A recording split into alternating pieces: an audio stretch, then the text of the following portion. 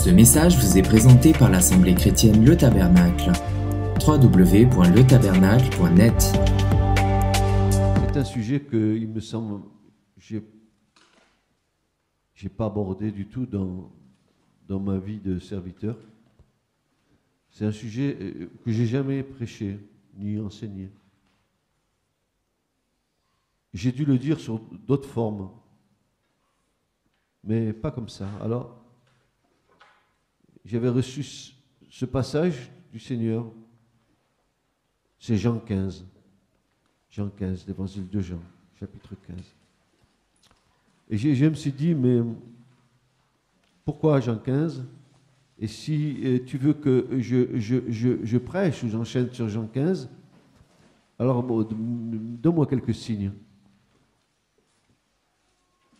Et alors, toute la semaine, ça a été Jean 15 sous différentes formes. Je prends mon petit éphéméride, là, le calendrier biblique, je tire Jean 15. Je partage avec des frères et sœurs Jean 15. J'ai dit, mais c'est ce que tu veux ce matin, Seigneur? Alors voilà, moi je vais vous donner ce que j'ai sur mon cœur. Et quand j'ai vu ce message, je me dis, tiens, il vient à propos. C'est pour nous. Alors on va voir ce que le Seigneur veut nous faire comprendre.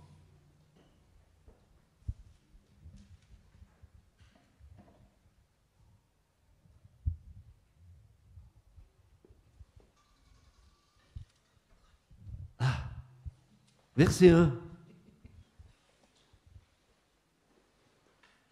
Je suis le vrai cep et mon père est le vigneron. Il retranche tout le serment qui ne porte pas de fruits en moi et il émonde tout celui qui porte du fruit, afin qu'il porte plus de fruits. Et ce qui me frappe à la lecture de ce premier verset, ce sont les premières paroles du Christ qui sont pour moi sans ambiguïté. Jésus va affirmer, il va dire, je suis le vrai cep. C'est quand même quelque chose d'affirmer une telle vérité. Je suis le vrai cep. Et pour nous qui lisons l'Écriture, au-delà de ce que nous lisons, il y a quelque chose qui est caché derrière. J'aimerais qu'on puisse découvrir les choses qui sont cachées derrière. Quand Jésus dit « Je suis le vrai cep »,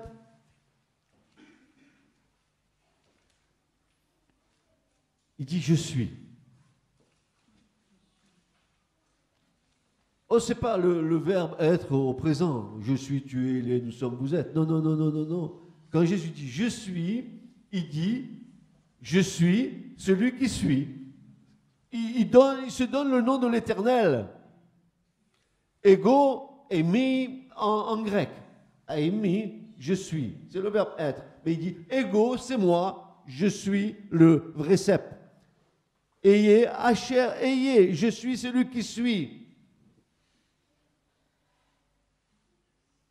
Il ajoute, il aurait pu dire je suis le cep. Oui, il aurait pu le dire. Non, non, non, non. Il veut nous faire comprendre quelque chose. Je suis le vrai, l'authentique, le véritable. Je suis le vrai cep.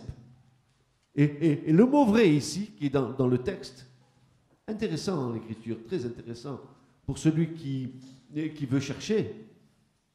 Il y en a qui cherchent en recherche médicale, en biologique, mais nous recherchons dans les choses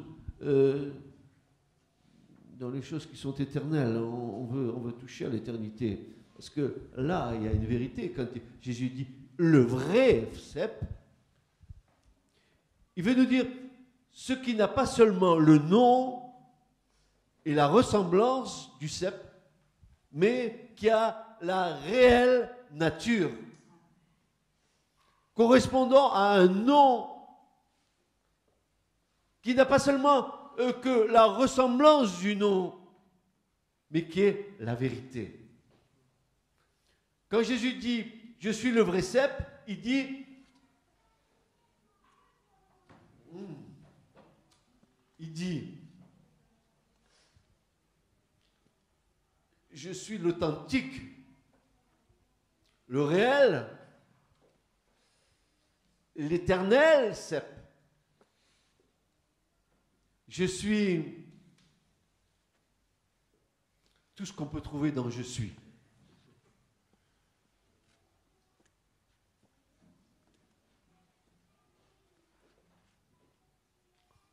Je suis est une introduction à sa divinité. L'équivalent de je suis celui qui suis en Exode 3,14, et ensuite il introduit son entière soumission au Père. Oui, je suis le vrai cep, mais mon Père, c'est lui le vigneron. Tu as compris? La soumission de Christ.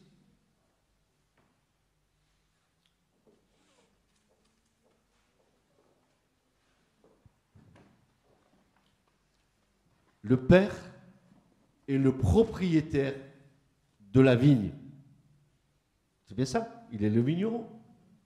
Un vigneron, c'est celui qui est propriétaire d'un ensemble de ceps de vignes qui, il espère, va lui donner une bonne récolte. Hein? S'il y avait Hugo ici, au milieu de nous, il est un expert, il travaille la vigne. On en a discuté hier à la clinique, il travaille la vigne. Hugo sait très bien ce qu'il faut faire pour qu'un cep porte du fruit. Mais nous sommes des ceps. Oui. Posons-nous la question, sommes-nous de vrais ceps?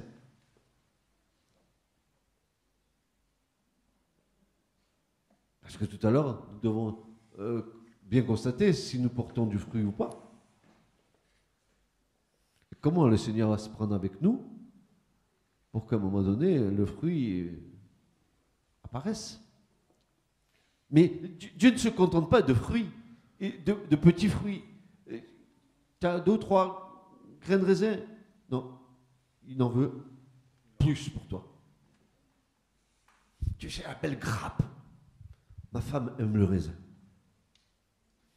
Je la vois, elle se prend des grains de raisin comme ça. Elle est délecte. Et ça a du goût, c'est sucré, c'est bon. Peut-être que tout à l'heure, on posera la question, es-tu un cep qui porte des belles grappes de raisin avec lesquelles on se régale?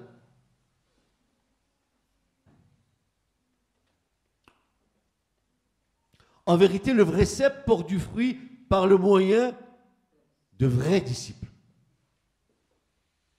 Si Jésus est le cep, nous sommes, nous, les grappes, nous sommes les disciples. Nous sommes les fruits que nous devons porter en lui. Il laisse entendre, en réalité, que si lui dit « il est le vrai cep », ça veut dire que Jésus nous dit qu'il y a aussi de faux ceps.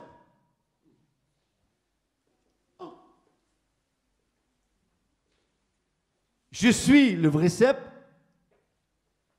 parce qu'il y a de faux ceps. Les faux ceps peuvent avoir beaucoup de feuillage.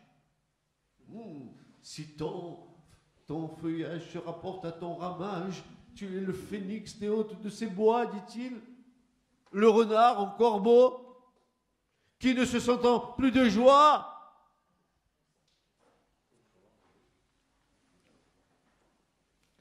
les faux ceps peuvent avoir beaucoup de feuillage, dont les feuilles peuvent paraître exceptionnellement belles à l'œil naturel, mais les faux ceps manquent de fruits de sainteté et de justice.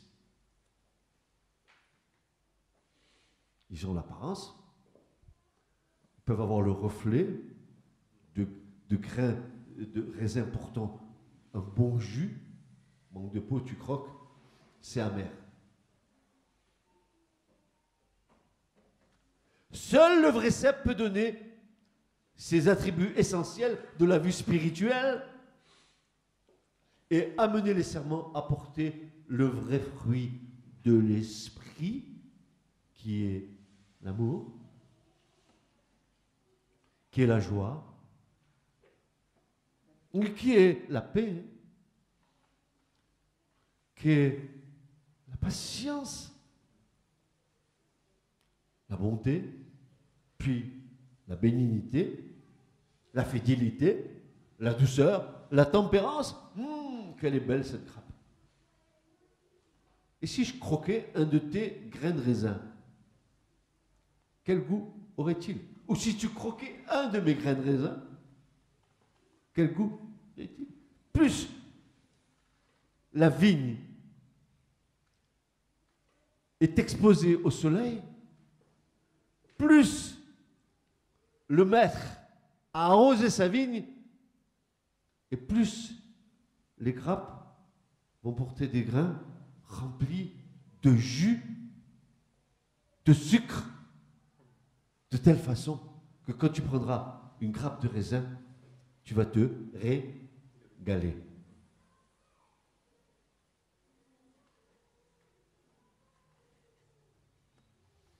Beaucoup de religions aujourd'hui ont une apparence extérieure de cérémonial et de ritualisme, mais elles manquent d'attachement au vrai cep qui leur procurerait le flot vivifiant de l'esprit. Leur vigne est un plan de Sodome et de Gomorrhe. Les raisins sont des raisins empoisonnés, leurs grappes sont amères, leur vin, c'est le venin des serpents, c'est le poison cruel des aspics. Deutéronome 32, versets 32 et 33. Quelle différence de fruits.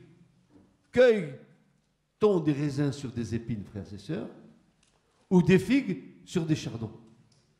Non, n'est-ce pas? Non, impossible.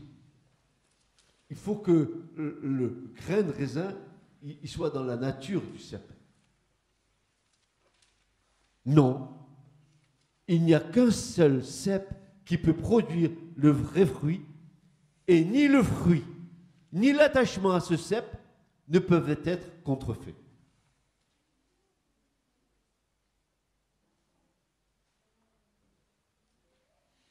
On est dans un monde de contrefaction. On reçoit de Chine un tas de choses qui sont contrefaites.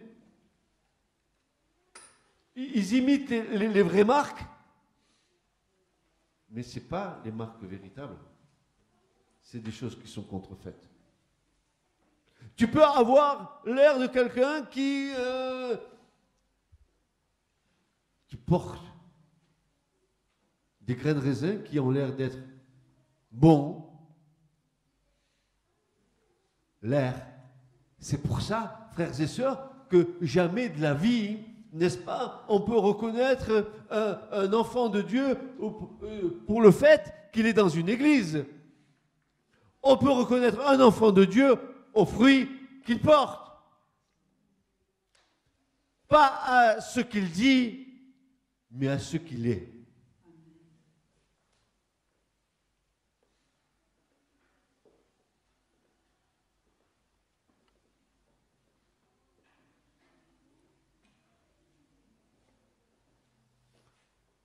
Jésus l'a dit, vous reconnaîtrez mes disciples aux fruits qu'ils portent. Il a jamais dit, vous reconnaîtrez mes disciples parce qu'ils vont à telle ou telle église. Il n'a pas dit, vous reconnaîtrez mes disciples parce qu'ils disent Alléluia ou qu'ils disent... Tout le monde peut dire ces choses, mais la réalité, c'est qu'il faut que tu portes le fruit de l'esprit dans ta vie. D'abord, tu ne peux pas porter de fruits. Une vigne ou une grappe de raisin ne peut pas porter du fruit si elle n'est pas née d'en haut.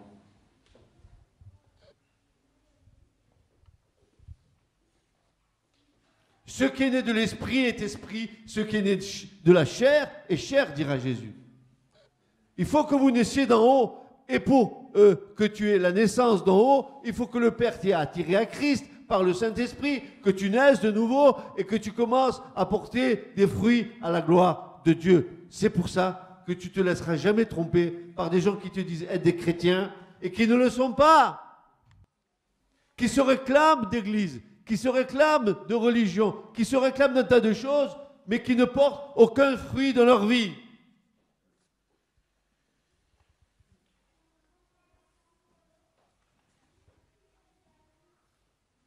Ainsi, le Christ se présente comme celui qui produit les bons fruits que le Père attend. Il veut permettre à ses disciples d'être eux aussi des sarments fidèles parce qu'ils seront porteurs de vrais fruits. Le port du fruit et non la germination est une preuve de salut. Si tu portes du fruit, c'est une preuve de ton salut dans ta vie. Tu aimes, c'est une preuve que Dieu t'a sauvé et que tu vis dans le salut. Tu es patient, alors que tu étais impatient, c'est une preuve que Dieu agit dans ta vie et que tu es dans le salut de Dieu. Que le fruit de l'esprit abonde dans nos vies, frères et sœurs.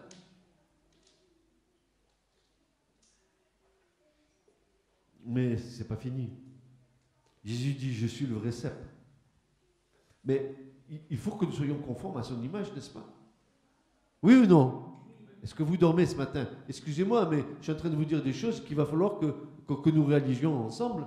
Est-ce que vous croyez que Jésus nous a sauvés uniquement pour que nous soyons dans une espèce de béatitude? Saint Joseph ou Saint Julien et l'enfant Jésus ou Saint Francis? Et vous croyez que le Seigneur, il attend ça? Le Seigneur attend que nous abondions en toutes sortes de bons fruits.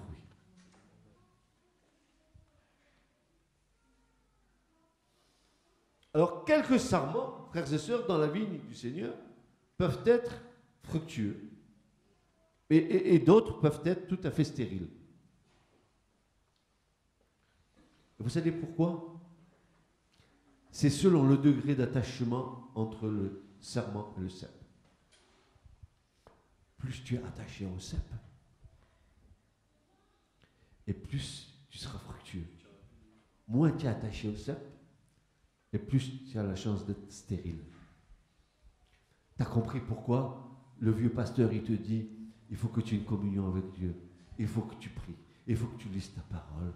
C'est pas il faut, et un cœur disposé à ces choses, un cœur disposé à la prière, et un cœur disposé à la parole, parce que plus tu es rempli de la sève du cep, et plus tu porteras des fruits excellents. Mon frère, ma soeur, je veux te goûter. Je veux te goûter.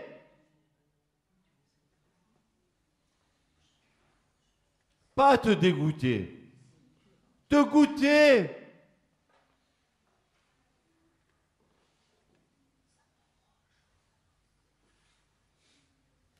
Quelques serments, lorsqu'ils sont premièrement unis au cep par greffage, peuvent montrer des signes de vie pour ensuite flétrir et mourir sans porter du tout de fruits.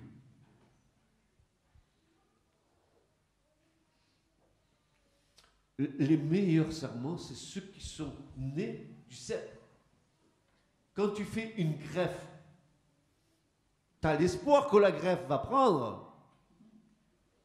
C'est une espérance. Mais la meilleure attitude, c'est je suis né en Christ et je demeure en Christ.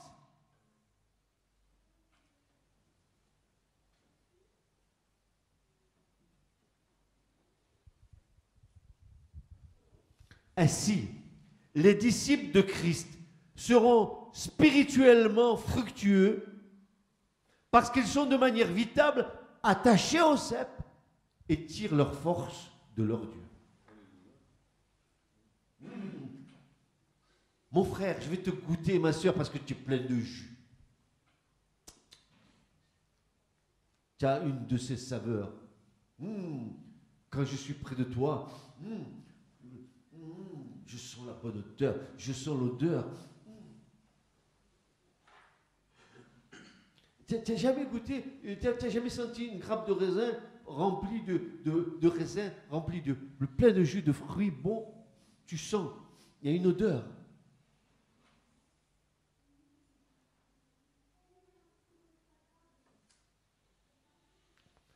S'ils ne sont pas ainsi, de manière vitale attachés au cep, ils ne porteront jamais de fruits pour Dieu. Peu importe. J'entends plus rien, mais c'est pas grave. C'est que je deviens sourd.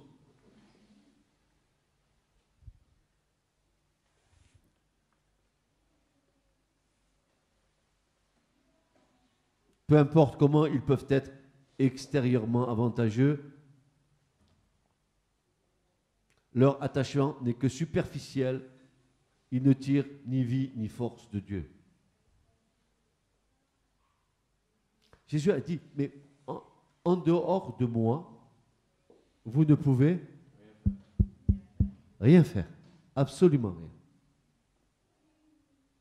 Séparés de moi, vous ne pouvez rien faire. Le serment qui porte du fruit est continuellement et entièrement dépendant du cep. La vie qu'il a est la vie qui coule du cep et traverse chaque partie du serment. Le serment, il a de la vie parce que le cep lui donne la vie. Et s'il y a la vie en toi, c'est parce que Dieu met la vie en toi. Et si la vie coule en toi parce que toi, le serment, tu es intimement lié au cep, alors tu porteras du fruit à la gloire de Dieu.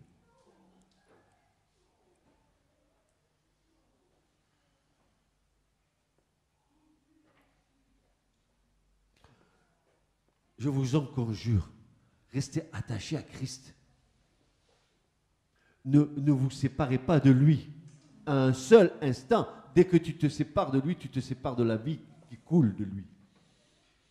Tu comprends ça? Mais c'est des vérités primaires, frères et sœurs, que nous sommes en train de voir ce matin. Mais c'est la base de notre foi. Si nous ne sommes pas dans cette position-là, nous n'avons rien compris du salut.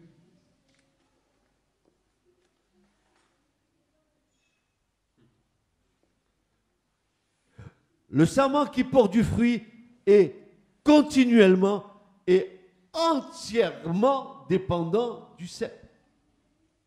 La vie qu'il a est la vie qui coule du cep et traverse chaque partie du serment. Chaque feuille, chaque brindille est nourrie et bat avec cette vie qui vient du cep. Ce mystère non éclairci, appelé vie, est caché dans les profondeurs du cep. Mon Dieu Seigneur. La vie est dans le cep, tu ne la vois pas, mais la vie, elle t'est communiquée. La vie, elle est cachée. Ma vie est cachée en Christ, et Christ est caché en moi. Et la vie est cachée dans le cep. Et elle se communique au serment, à condition que le serment il soit attaché au cep. Mais t'en fais pas, le cep, il est suffisant, lui. S'il a suffisamment de racines dans le sol, qu'il est bien enraciné dans le sol, que ces racines se sont propagées dans le sous-sol, alors il va puiser ses forces de la terre. Comme Christ puise ses forces de son Père.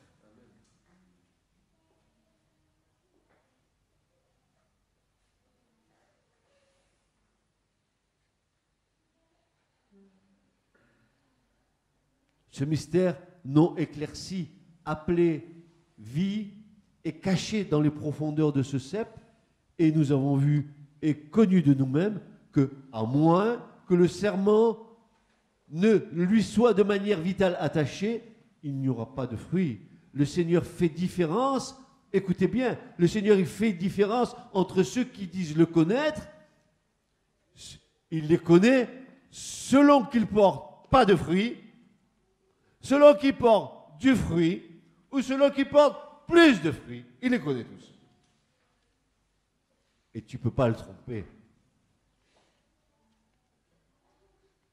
Parce qu'il sait la manière dont le serment est attaché à lui.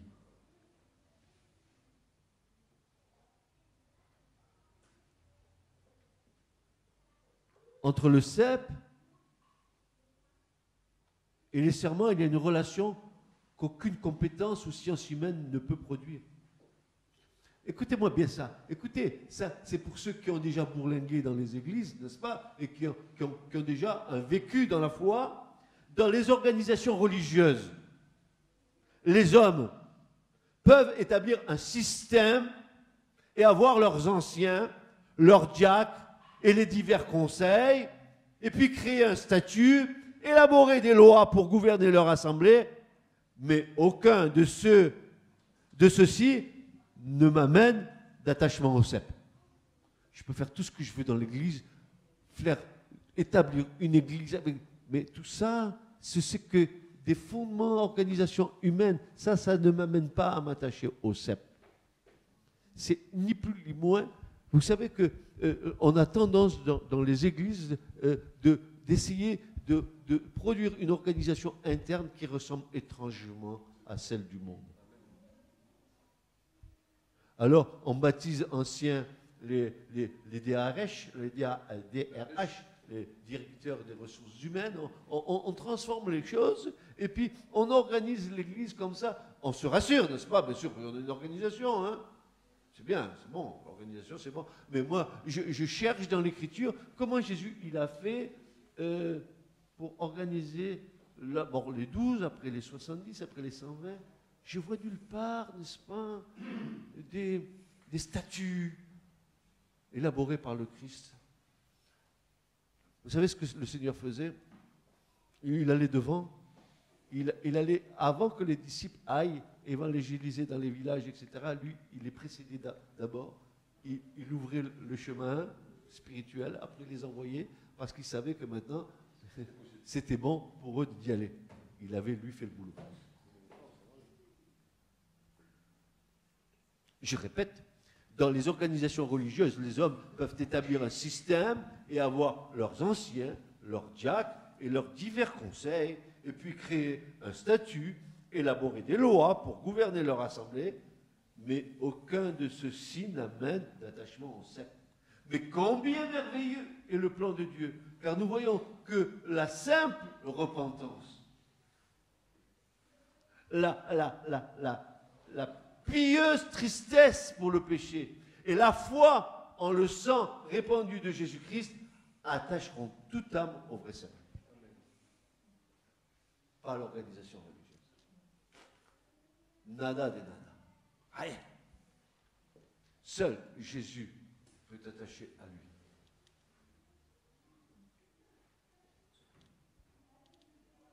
Alors, le vrai cep, il a dit maintenant, voilà, il y a des sarments, et alors il y en a, ils n'ont rien, pas de fruits, du fruit, ou beaucoup de fruits. Qu'est-ce qu'il va faire? Jésus est le vrai cep, et le Père est le vigneron, ou le gardien. Et voici ce qu'il va faire, tout sarment qui est en moi, et qui ne porte pas de fruits, il le retranche. Mais dites donc, mes amis, Jésus dit, tout sarment qui est en moi, s'il ne porte pas du fruit, il le retranche. Ça veut dire quoi, cette histoire? Nous sommes tous attachés au cep. Et si nous ne portons pas de fruit, qu'est-ce que Jésus va faire? Et après, vous savez où vont les serments?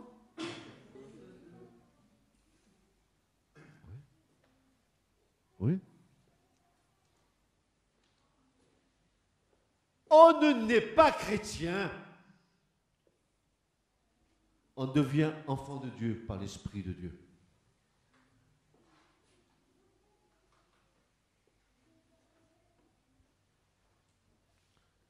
Jésus est le vrai cep et le Pierre est le vigneron ou le gardien de la vigne. Tout serment qui est en moi, dit Jésus. Donc, il y a un positionnement du serment dans le cep. En moi. Est-ce que vous êtes en Christ? Oui ou non? Voilà. Alors Jésus dit, tout serment qui est en moi et qui ne porte pas de fruits, il le retranche. Pas Jésus, le Père. Et tout serment qui porte du fruit, bon, on passe, hein. Ça ne vous intéresse pas, hein? Il l'émonde. Non, c'est pas bon ça. Afin qu'il porte encore plus de fruits, tout bon vigneron est fier de sa vigne. C'est vrai, VDQS, vin de qualité supérieure, 13 degrés, remporter la médaille d'or. C'est vrai, un vigneron qui fait un bon vin est fier de sa vigne, n'est-ce pas? Il veut qu'elle porte le meilleur fruit possible. Il veut qu'elle soit bonne à voir et qu'elle paraisse saine et prospère, sa vigne. C'est exactement de la même manière que le Seigneur prend plaisir à son peuple, à sa vigne.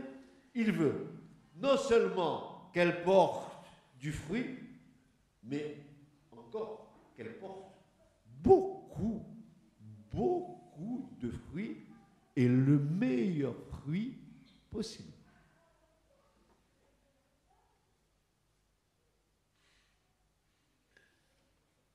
Tu peux avoir beaucoup de fruits et de qualité moyenne. Mais Jésus lui dit beaucoup de fruits et le meilleur fruit possible. Il l'émonde. Alors voilà. Vous allez comprendre ce que ça veut dire émonder. On est entre copains, entre amis ici ce soir. Hein. Entre frères et sœurs, on s'aime bien et tout. Hein. Vous m'aimez, je vous aime et tout, mais lui, il émonde. Ça veut dire quoi? C'est-à-dire qu'il la nettoie en ôtant les impuretés. Ah bon? Il y a des serments qui portent des impuretés? Ça empêche le serment de se développer, n'est-ce pas? N'est-ce pas? Le péché, ça empêche le développement spirituel. Oui ou non?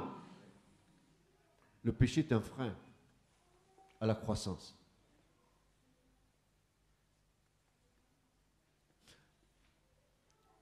Ben oui, c'est vrai. Mais la parole de Dieu, elle est vérité. Elle est oui, amen. Que dit l'Écriture? Ben, écoutez bien, c'est en rapport avec la vigne. Celui qui cache ses transgressions ne prospérera point. Ah, voilà. Le serment, il ne va pas prospérer. Il cache. Et un petit péché mignon que l'on cajole, on s'accoutume avec lui, il est bien, le petit péché, il me satisfait. Le serment que je suis, au lieu de porter le fruit qu'il devrait porter à la gloire de Dieu, il ne porte pas un bon fruit. Prospérité, il n'y en a pas. Il est dit ici que le Seigneur va l'émonder, c'est-à-dire qu'il va nettoyer le serment en ôtant toutes les impuretés. Pourquoi je dis ça? Parce que le mot émonder, en grec, n'est-ce pas, il va dire dans sa racine primaire qu'il va le purifier par le feu, qui va le libérer des désirs corrompus, du péché, de la culpabilité, libre de tout mélange à ce qui est faux. Il va émonder. Attends-toi à ce que le Seigneur émonde. Mais ce n'est pas pour te faire du mal. Tu ne veux pas porter plus de fruits. Oh, de bons fruits. Comme va dire Paul, et écoutez bien ça, Paul va dire, mais mais vous êtes une lettre écrite et vue de tous les hommes. Dedans, il y a la loi de la vérité. Je suis le vrai cep. Et vous devez être de vrais sarments. Nous devons être des vrais sarments. Il veut que cette vigne le représente. Il veut que cette vigne lui apporte louange et honneur. C'est le devoir du vigneron d'émonder la vigne. Ce faisant, le vigneron, lui, il coupe tout ce qui empêcherait un serment de porter le meilleur fruit possible. Dieu veut que tu portes du fruit. Attends-toi Ça fait mal, mais ça fait du bien.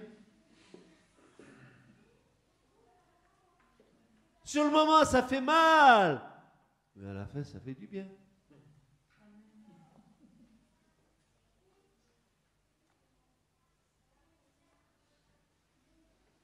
C'est le devoir du vigneron d'émonder la vigne. Ce faisant, il coupe tout ce qui empêcherait un sarment de porter le meilleur fruit possible. Lorsque nous regardons celui qui taille les vignes en train d'émonder un vignoble, il semble être indiscutablement impitoyable. Mais il sait exactement où et ce qu'il faut émonder pour amener le sarment à porter davantage de fruits. Il sait où couper. T'as beau cacher, il sait où couper.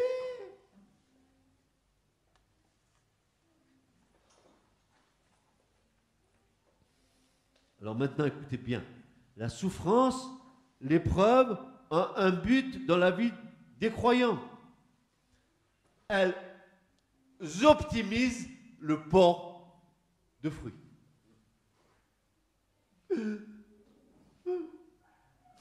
Pourquoi je passe par là? Il est passé par ici, il est passé par là-bas. Le Seigneur est passé.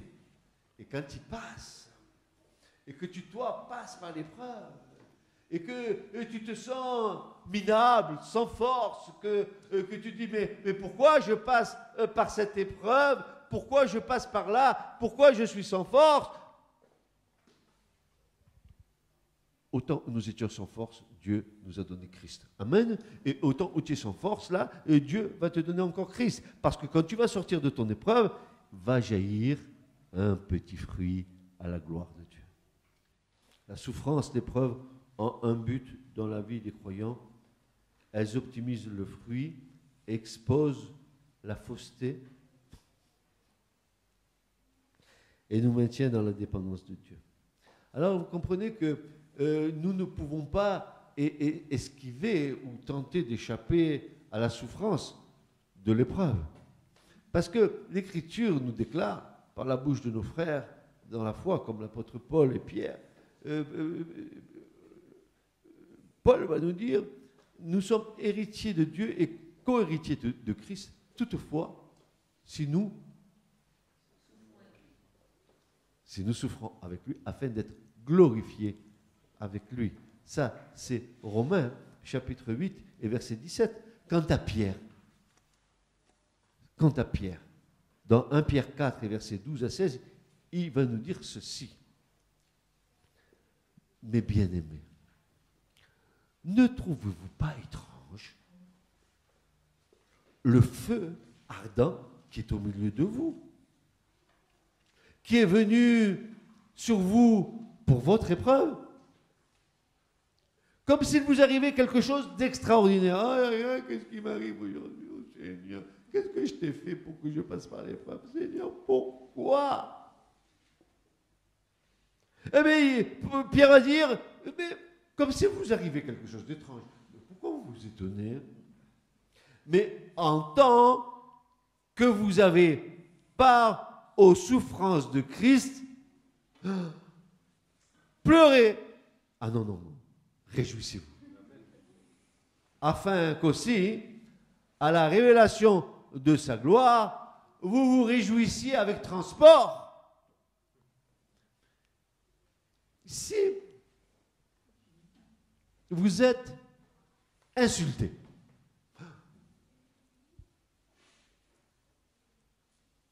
pour le nom de Christ, vous êtes bien heureux, car l'Esprit de gloire et de Dieu repose sur vous. De leur part, il est blasphémé, mais quant à vous, glorifié.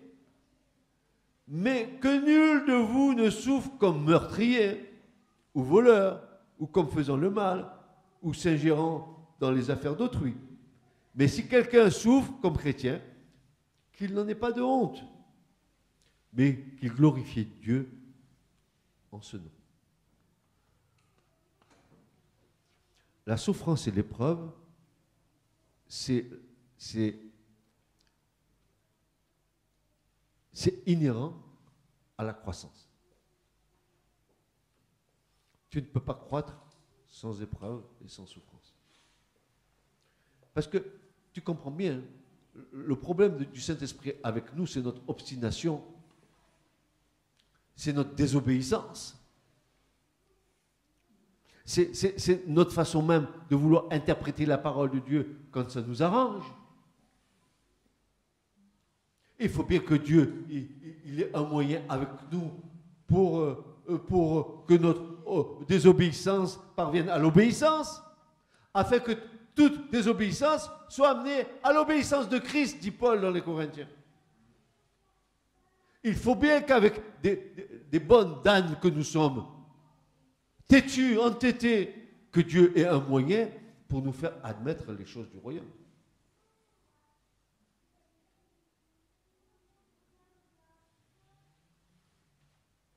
Le Seigneur regarde dans nos cœurs et sait exactement comment et quand permettre aux épreuves, aux tests et aux persécutions qui élagueront efficacement les excès ou ceux qui nous entravent afin de faire de nous des sarments qui portent du fruit. Il sait très bien là où il doit couper. Et ça peut prendre différentes formes. Dans les choses quotidiennes, Dieu va nous apprendre à gérer les choses quotidiennes avec vérité, avec équilibre, sans excès. Et là, nous avons besoin de passer par des épreuves pour apprendre les valeurs du royaume de Dieu. Parce que nous voulons suivre le Christ avec nos valeurs de la terre. Nous nous trompons.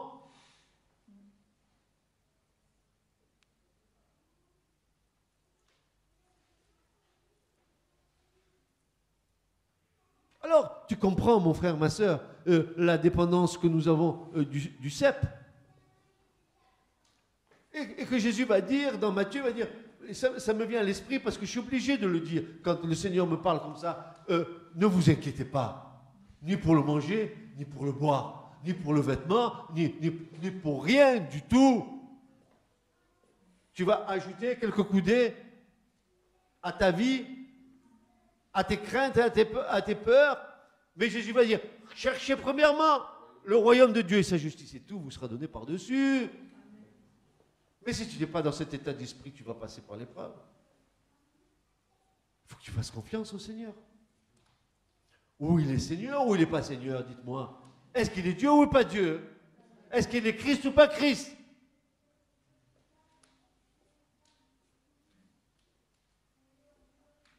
Voyez les yeux du ciel, il ne sème ni ne récolte. Pourtant, mon Père qui est dans les cieux, il les nourrit. À plus forte raison, hein? Vous, moi, est-ce que vous valez pas mieux que les canaris dans les cages?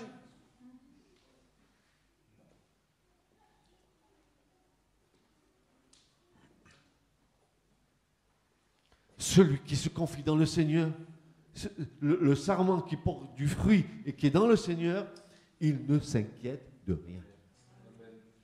De rien.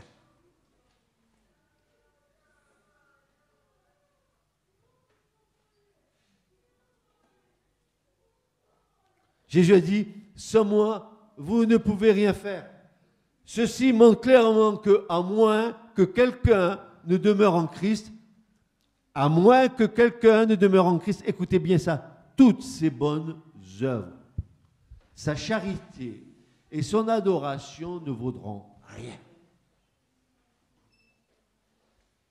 Tu peux faire 40 missels dans la journée, 50 000 chapelets dans ta maison. Si tu n'es pas en Christ, ça te sert de rien. De rien, de rien. Toutes ces choses sont comme des brindilles indésirables et destructrices qui empêchent le serment de porter du fruit extérieur.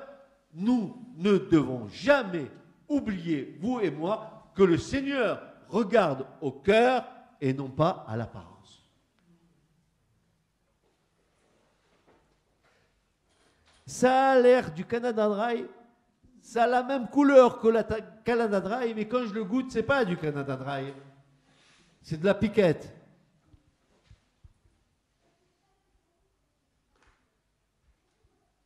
Tu sais, le fruit, là, il est beau.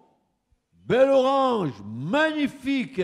Elle vient de je sais pas où, de Californie. Oh, ah, qu'elle est belle. Elle a une apparence extérieure. Elle est grosse. Et dès que tu... C'est celle-là que je veux. Elle est belle. Qu'est-ce que je vais avoir comme jus dedans? Tu prends le couteau, tu commences à l'appeler. Tu as ça d'épaisseur de peau. Quand tu arrives au grain de l'orange, c'est sec comme un coucou. Il n'y a aucun jus dedans.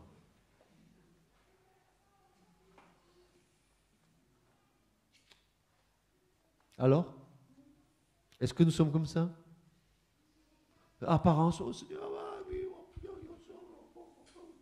c'est moi, c'est moi. 50 millions de Chinois, et moi. Attends que je presse un peu, voir s'ils sont du jus.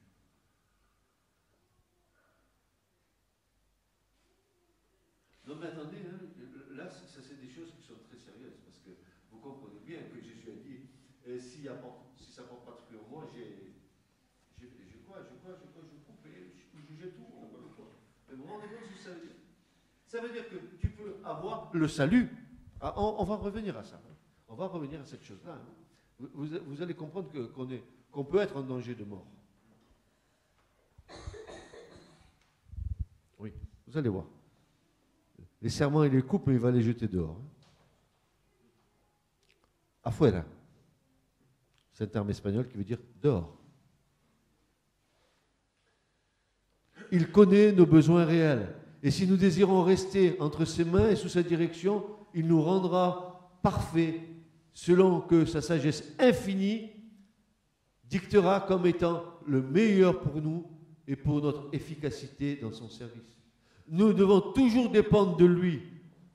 Nous-mêmes, nous ne sommes rien. Tu penses être quelque chose?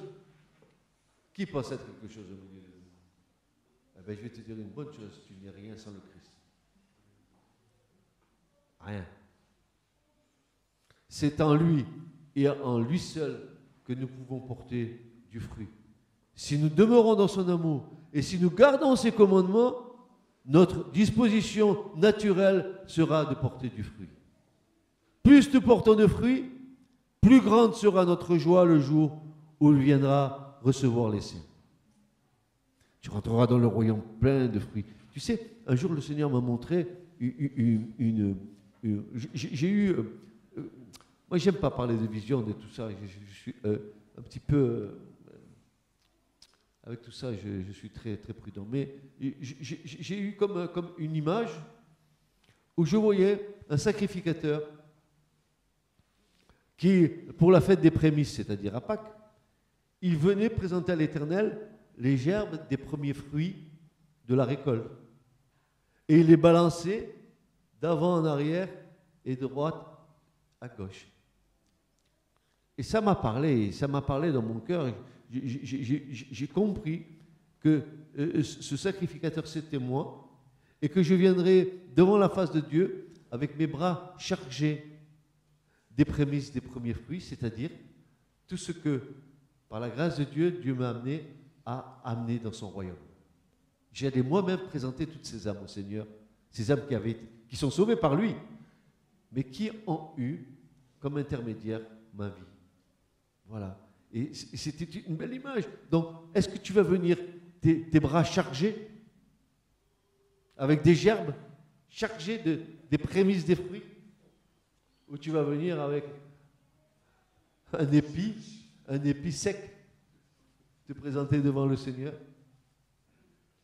Pas de fruits, peu de fruits ou beaucoup de fruits. Ils sont quand même en Christ, attachés à Christ. Après, le Seigneur, maintenant, il faut que... Parce que je vais te dire une chose. Un serment qui ne porte pas de fruits sur un cep, il empêche la vie des autres serments. Il pompe de la vie inutilement. C'est-à-dire, il est en train de détourner une partie de la vie qui devrait aller pour les autres, il la prend à son compte et il ne produit rien.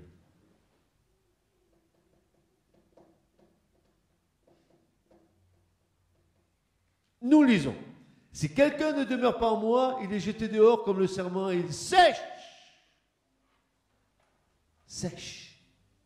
Tu sais, sèche. Sec comme l'homme à la main sèche que Jésus a redonné vie. Plus de vie. Plus de vie, tu es sec. Tu es sec. Il n'y a plus de vie en toi. Or, la vie que tu as en toi, c'est la vie qui coule de Christ en toi. C'est cette vie-là. Et si tu ne portes pas de fruits, eh bien, tu es en train d'amoindrir le cep. Lui, il veut donner la vie au serment. Il veut distribuer dans tous les serments le maximum de vie. Mais il y a des serments qui sont secs et qui ravissent cette vie que le cep veut donner au détriment des autres.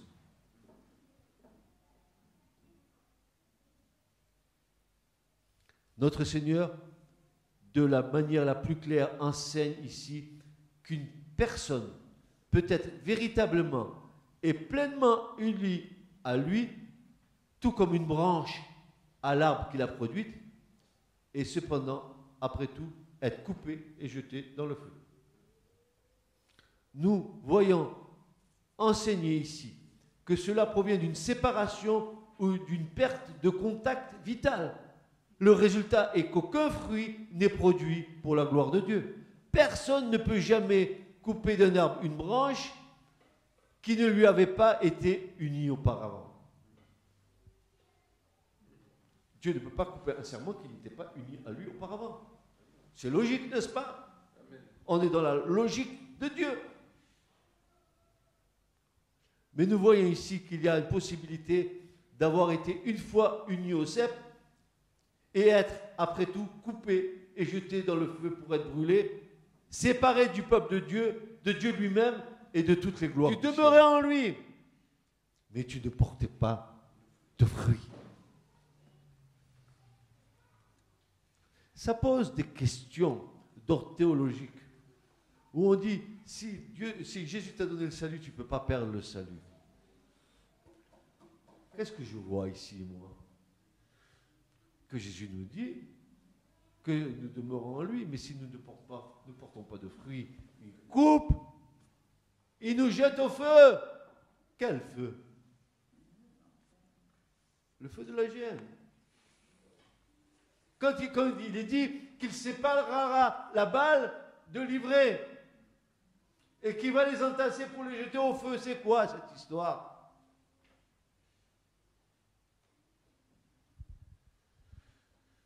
C'est possible d'avoir été un chrétien, d'avoir vécu une vie pieuse, d'avoir été possesseur de la vie éternelle qui est donnée à tous ceux qui sont réellement sauvés, et puis de perdre ce salut. On n'est pas obligé de le perdre.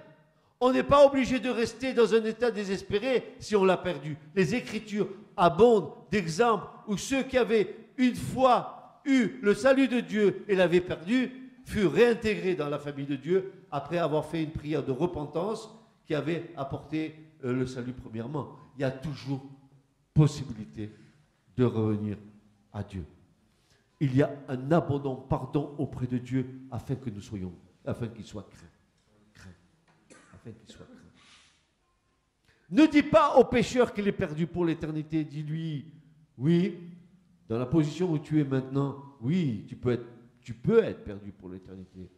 Mais Dieu est un Dieu de compassion et de miséricorde. Mon fils qui était mort, voilà, il est revenu à la vie. Allez, allez-y, préparez le veau gras, préparez à nouveau une tunique blanche, revêtez-le, mettez-lui un anneau au doigt, à nouveau alliance. Pourtant, il est parti dans le monde, il mangeait avec les cochons. Il avait dilapidé tout son bien. Il est allé se pervertir dans le monde. Pourtant, Dieu jusqu'au bout tend la main. C'est pour ça que le diable, quand certaines personnes, certains chrétiens ont péché, le diable va les accuser. Il va les accuser en pointant, en mettant le doigt sur leur péché. Mais si ces mêmes personnes reviennent à Dieu avec repentance, et voilà ce qui les culpabilise, c'est qu'ils pensent que Dieu ne peut pas à nouveau les pardonner. Quelle grossière erreur. Il y a un abandon pardon auprès de Dieu afin qu'il soit craint. Quelle erreur. Nous avons eu des théologies d'église qui ont dénaturé la beauté de Dieu, son amour. Son amour. Ah ben, je n'exclus pas sa justice, parce que voyez-vous, ceux qui ne portent pas de fruits, il va les jeter au feu. Ça, c'est clair. Mais je sais que jusqu'au bout, comme il est dit, tant qu'il y a de la vie, ben, il y a de l'espoir.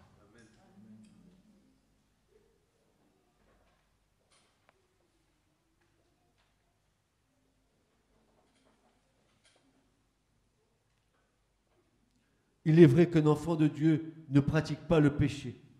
Il est vrai, selon les Écritures, que lorsqu'une telle personne pêche, eh ben, elle n'est plus enfant de Dieu, mais plutôt enfant du diable.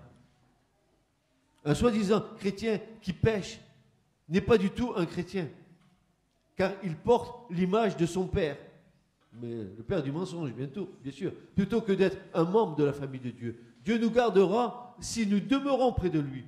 Il ne permettra à rien de nous séparer de son amour, de sa garde et de son espérance éternelle et de son assurance quotidienne si nous demeurons dans le cep.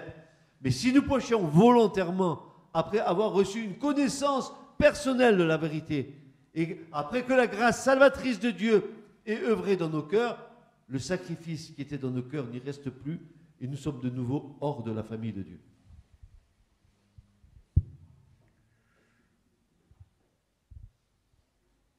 On ne s'amuse pas avec le péché.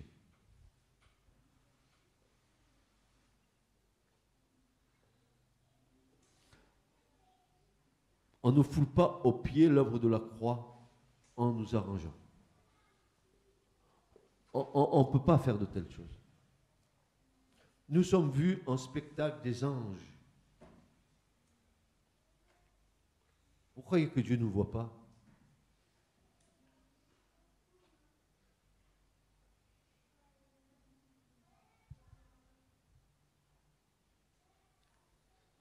Si quelqu'un ne demeure pas en moi, il est jeté dehors comme le serment et il sèche.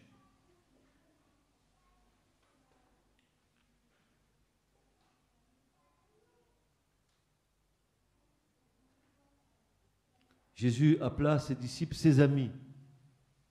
Il n'avait plus à être ses serviteurs. Il a déclaré qu'un serviteur ne devait pas connaître les plans et les désirs de son maître. Il exécute les ordres qui lui sont donnés. Mais un ami au contraire, est un compagnon intime. Celui qui a une personne à qui on peut se confier, quelqu'un qui est dans les plus profonds secrets.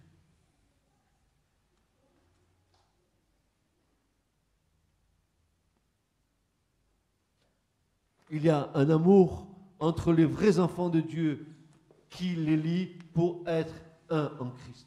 Cet amour chrétien est indescriptible, mais Jésus avait un amour encore plus grand que ceci parce qu'il sacrifia sa vie pour ses ennemis. Frères et sœurs, nous avons été choisis par le Seigneur.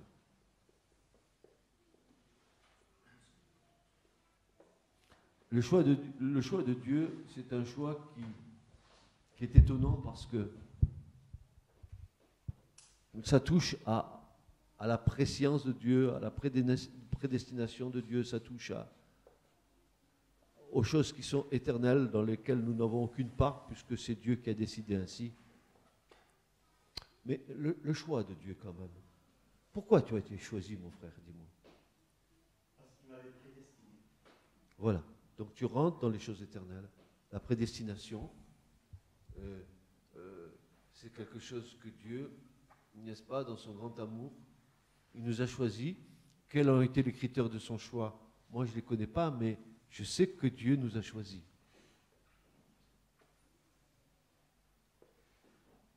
Avait-il, et certainement il a, la perspective de l'éternité et du choix de son appel dans les générations où il voulait que nous apparaissions?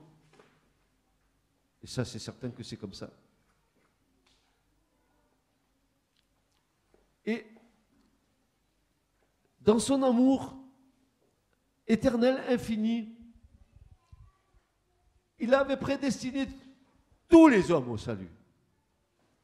Écoutez bien, tous les hommes étaient prédestinés au salut. Ils étaient élus tous avant la fondation du monde. Et puis ils sont apparus dans leur génération. Et le choix de Dieu est irrévocable, irréversible. Dieu nous a choisis, Dieu a choisi tous les hommes. Et Dieu ne se repent pas de ses dons. Et tout le monde qui est à Montpellier et sur la surface de la terre, tous ont été choisis pour le salut. Vous le savez, ça? Et c'est ce qui me peine dans mon cœur. C'est qu'ils sont dans l'incompréhension de comprendre et de saisir l'amour de Dieu pour eux. S'ils connaissaient le don de Dieu pour eux,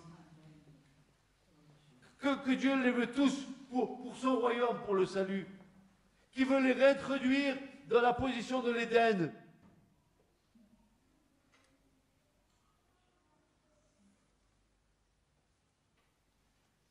Il nous a élus avant la fondation du monde et il fait tout pour nous faire entrer dans l'élection. Pourquoi Jésus dit il y a beaucoup d'appelés et peu d'élus? C'est parce que beaucoup ne répondent pas à l'appel. Et en ne répondant pas à l'appel, ils ne rentrent pas dans leur élection.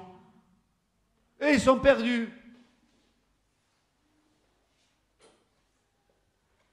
Pourtant, je suis persuadé dans mon cœur, parce que je connais mon Dieu, et je connais son amour et sa justice. Je sais que Dieu a parlé à chaque homme sur cette terre. Je sais que Dieu a une relation personnelle avec chaque personne sur la terre, mais il y en a qui ont refusé.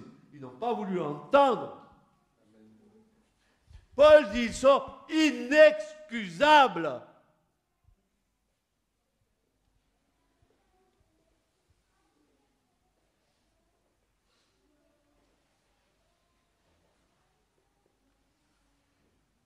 Oh, mon cœur saigne, mon cœur pleure, je vous assure. Je suis en train de prêcher et j'ai mon cœur serré de voir qu'il y a comme une main tendue de Dieu vers l'homme. Dieu regarde l'homme avec amour. Il aime le pécheur, mais il haït le péché. Mais je vous garantis, Dieu ne fait exception de personne. Mais comme dit Paul, il commande à tous les hommes de se repentir, qu'ils reconnaissent leur état. Je mens, je triche, je vole, tout ce que là. Pourquoi il y a 10 commandements? Vous avez compris? Je regarde les 10 commandements, chaque commandement m'accuse. Et je peux bien me pomponner, paraître beau, cravate, petit foulard, rouge pour les femmes, les cils comme ça. Je peux paraître tout ce que je veux. Je suis un invétéré pécheur, sauvé par grâce.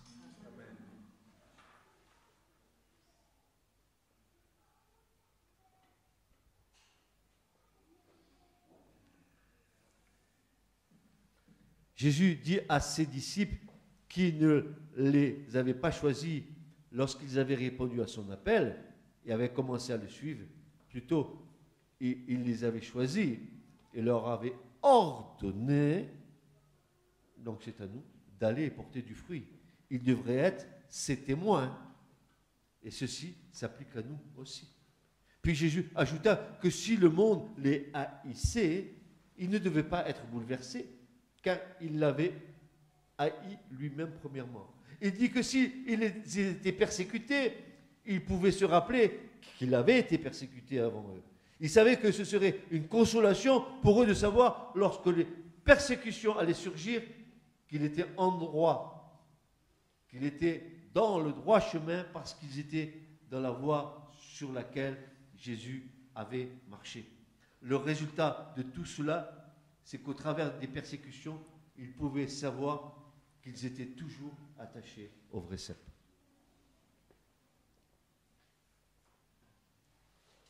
Et maintenant, pour finir, c'est ici mon commandement, dit le Seigneur, à tous les serments que nous sommes.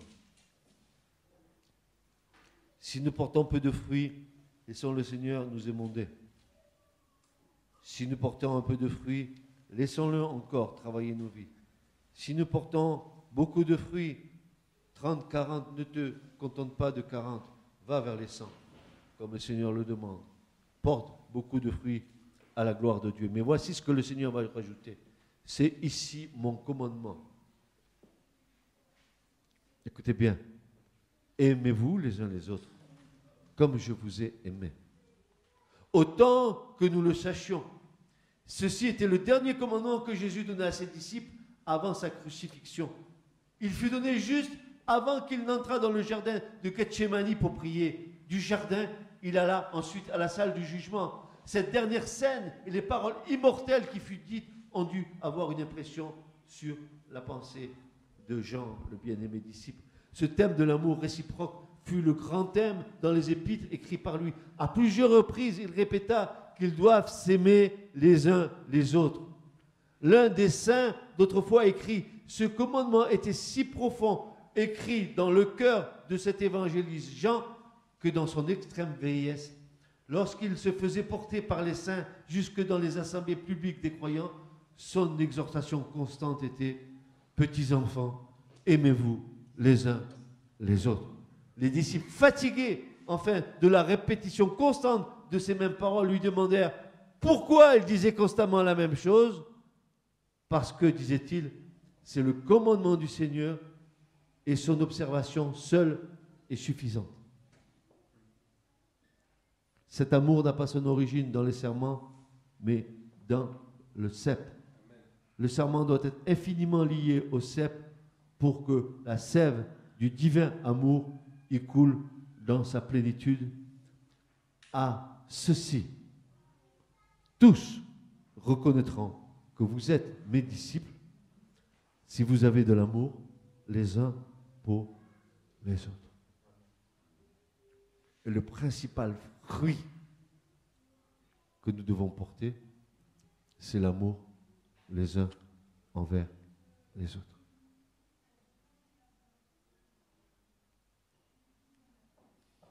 Un amour qui ne regarde pas comment est l'autre.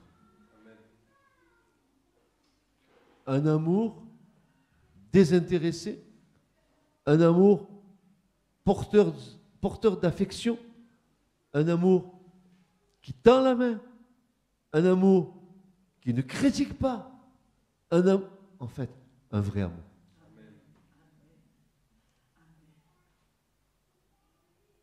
Alors, vous porterez du fruit. Et vous aurez cette assurance que vous ne serez pas retranché du cep et jeté dans le feu. Aimez-vous les uns les autres, dira Jésus, comme je vous ai aimé. Amen. Ce message vous a été présenté par l'Assemblée chrétienne Le Tabernacle. www.letabernacle.net